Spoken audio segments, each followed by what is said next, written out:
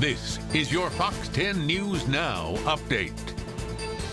Hi everyone, Eric Reynolds with your Fox 10 News Now update. More school bells will be ringing today for students across our area. Students in Baldwin County's public schools, Gulf Shores city schools, and Catholic schools will be kicking off the new school year today.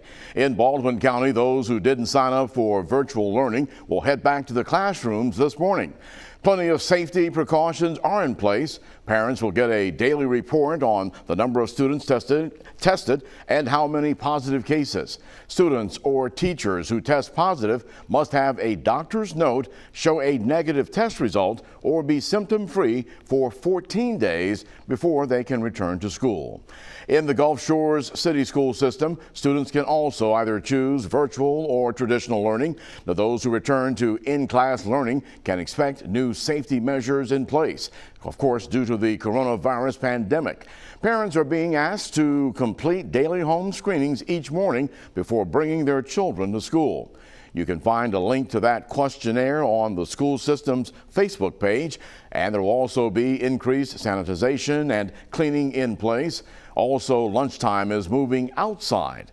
Officials will rotate school lunches from the cafeteria, classrooms, and outside to help promote social distancing. All meals at all three of the Gulf Shores city schools will be served in pre-packaged disposable containers and will run off a contactless payment system. Tables will be sanitized after each use, and there will also be water bottle refill stations instead of water fountains to help contain the spread. An exciting day, meantime, ahead as well for local students in Catholic schools. Students have the choice of doing traditional school or virtual learning. Archdiocese officials say that they have been consulting with health experts to develop a comprehensive return to school plan. Now, they say that each school has been working all summer to make the return to the classroom as safe as possible. Now, each back to school plan has requirements that all Catholic schools will follow.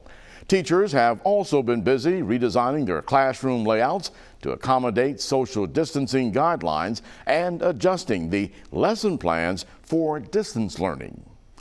Also in the news, a 4-year-old remains in the hospital after being hit by a truck Monday night. Police say that it happened in the 1400 block of West Beach Boulevard in Gulf Shores. They say the driver of the truck says that he was looking for an address when he hit something. He stopped and realized that it was the child. The mother says that they were leaving their condo to go hunt for crabs on the beach, and the 4-year-old was possibly excited and got away from them. Before they knew it, the child was in the road. Now, at last report, the little boy is in stable condition.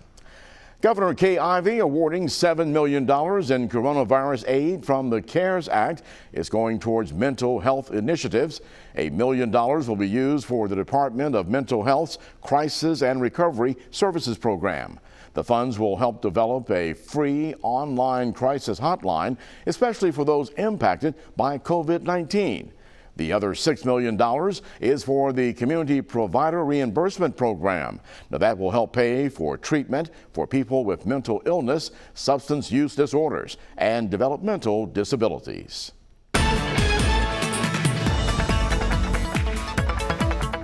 I'm meteorologist Michael White with your Fox 10 Storm Track report. And early this morning, prior to 4:30, you can see the radar is dry, the weather is quiet, and we did get a pretty good supply of showers and storms, some that even briefly supplied gusty winds. We could end up with another round of summer storms. Once we get to this afternoon and this evening, the coverage might be a little lower than what we dealt with on Tuesday. But you can see in this 12-hour loop how those storms really intensified between Evergreen and Panama City. They worked their way to the south and west, and then they faded away overnight. And now the new storms are developing out in the open waters of the Gulf, where the air is much more humid. Tropical weather. We don't have Tropical Storm Josephine, but we do have Tropical Depression number 11. The maximum sustained winds with this are at 35 miles an hour. It's tracking west at 15, and you can still see, based on the official track from the Hurricane Center, odds are it will lift north of the Leeward Islands, and that gives it a good chance of avoiding the Gulf of Mexico.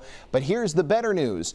Look at how the wind speeds peak at about 60 miles per hour by the end of the week, but then drop by the end of the weekend. It runs into an environment of harsh wind shear, and it may rip Josephine apart before even having a chance to recurve or to move into the Gulf of Mexico, which would be excellent news. So we'll be following this very carefully over the next few days. Here's our weather headlines for your Wednesday. Hot and humid, more chances for rain. We continue to track the tropics on the Fox 10 Futurecast. By midday and into the afternoon, shower and storm opportunities increase. Heavy rain and lightning will be the primary threats. Once we get to the nighttime hours, that shower and storm risk fades away. Here's how the next 7 days stack up. Mornings stay in the mid 70s, highs each afternoon in the low 90s. Coverage of storms after today will be in the 50 to 70% range from tomorrow all the way through the end of the weekend, with the coverage backing off as we move into next week. We're going to have updates on your forecast throughout the day right here on Fox 10 News Now. Stay tuned to Fox 10 News throughout the day for the latest updates. This has been your Fox 10 News Now update.